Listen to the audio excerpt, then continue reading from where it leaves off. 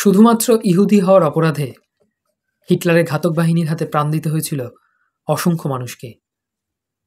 তেমনি সেই ঘাতক বাহিনীর হাতে প্রাণ দেয় একটি কিশোরী, নাম আনা ফ্র্যাঙ্ক। নমস্কার, আমি সৌরভ, আর আজকের বইপাড়ায় আড্ডার বিষয় আনা ফ্র্যাঙ্কের ডায়েরি। হিটলারের ঘাতক বাহিনীর হাত থেকে বাঁচার জন্য আনা ফ্র্যাঙ্কের বাবা অটো ফ্র্যাঙ্ক এবং তার কয়েকটি বন্ধুস্থানীয় পরিবার আশ্রয় নেয় একটি গোপন ডেরায়। সেই গোপন ডেরাতেই খুবই নিঃশব্দে পালন করা হয় আনার 13তম জন্মদিন। সময়টা 12 জুন 1942। আর এই জন্মদিনেই আনার পিতা তাকে একটি ডায়েরি উপহার দেয়। তারপর থেকে সেই ডায়েরিতে প্রত্যেক দিনের দিনলিপি আনা একে একে তুলে ধরতে থাকে।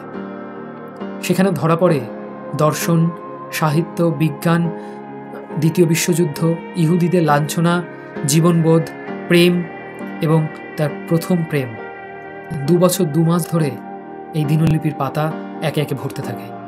অবশেষে এমন একদিন সময় আসে যেদিন হিটলারের ঘাতক বাহিনী সন্ধান পায় এই পরিবারদের।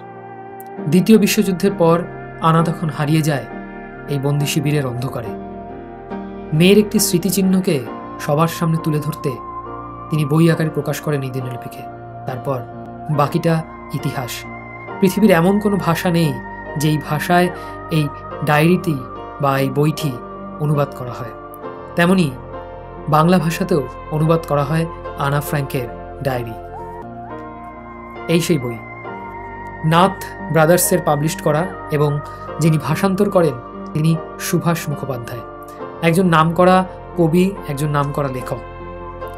আমার যেটুকু জানা আছে, বাংলায় পাবলিশ করা সর্বোৎকৃষ্ট বলতে গেলে, মানে যেখানে সাহিত্য এবং যে ইমোশন, সেই ইমোশনটা কিন্তু সুভাষ মুখোপাধ্যায় পুরোপুরিভাবে তুলে ধরেছে এই বইটিতে।